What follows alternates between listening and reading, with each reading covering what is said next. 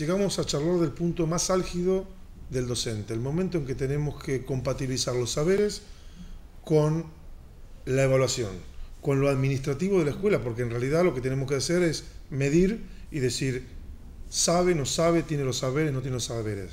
Entonces, ¿cómo hacer? O sea, tenemos que cumplir con la formalidad administrativa, tenemos que poner un número. Y ese número lo que tiene que tratar de reflejar es siempre la realidad de la persona. Y muchas veces esa realidad es más compleja. Entonces, bueno, ¿cómo hago yo? Por ejemplo, planteamos una situación problemática y esa situación problemática tiene dos aristas. Una arista es entender la situación problemática. Para mí no tiene sentido una resolución si no entienden que estoy preguntando. Entonces, yo evalúo cuál es el grado de comprensión de lo que yo pregunto. Evalúo la búsqueda de los datos que implican la resolución de un problema. Evalúo las estrategias con las cuales los chicos tratan de resolver el problema. Y finalmente evalúo el resultado. Esa combinación es la que me determina o que me lleva a poner un número. Pero evaluamos con mucho peso todo el proceso. O sea, la realidad ¿cuál es? A mí me interesa que entiendan de qué estamos hablando. No tiene sentido que yo le pregunte, y voy a dar un ejemplo. Me encanta este ejemplo. Si yo pregunto por el color del techo, los chicos lo primero que tienen que entender es que me tienen que responder con un nombre de un color. Cada vez que un chico me dice el techo es de yeso, su respuesta es incorrecta, pero porque no entiende la pregunta. Muchas veces la falla está en nosotros, que no ponemos con claridad las consignas.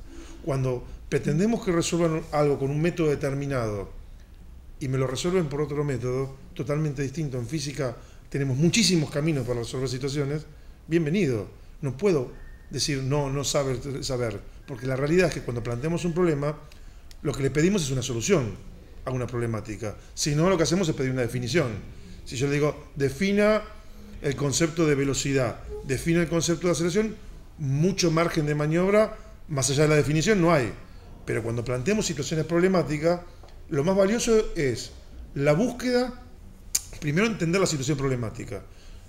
Por supuesto un resultado que tiene que ser satisfactorio porque, a ver, en una escuela en la que estamos preparando gente para que se desempeñe profesionalmente, el resultado es importante y es valioso. Pero también es valioso el camino que fueron recorriendo para construir esa solución. Entonces tenemos que meter todo en ese combo de las evaluaciones.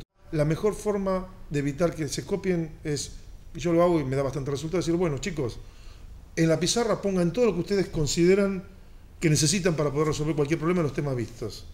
Y están en el pizarrón todas las formas. Después yo elimino las que yo entiendo que deben manejarlas porque están implicando conceptos que tienen que reconocer.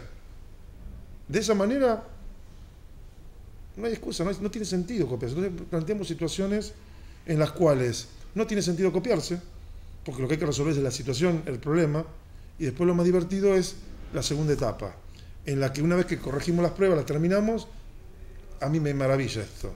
Es decirle, bueno, ahora intercambian las pruebas con su compañero y le ponen la nota ustedes a su compañero, que es la parte más compleja y más difícil, porque yo le voy a poner la nota, una nota por los contenidos específicos de su evaluación, y después voy a empezar a construir mi nota de concepto del alumno en función de cómo evalúa a su par. Con lo cual, primero tiene que mostrar sus conocimientos. Es más difícil evaluar a alguien o un material y decir está bien o está mal, es una doble evaluación. Y además le implicamos al alumno la responsabilidad de poner la nota. Y van a notar que van a ser muchos más duros en la puesta de notas que nosotros mismos muchas veces. Con lo cual, uno aprende un montón.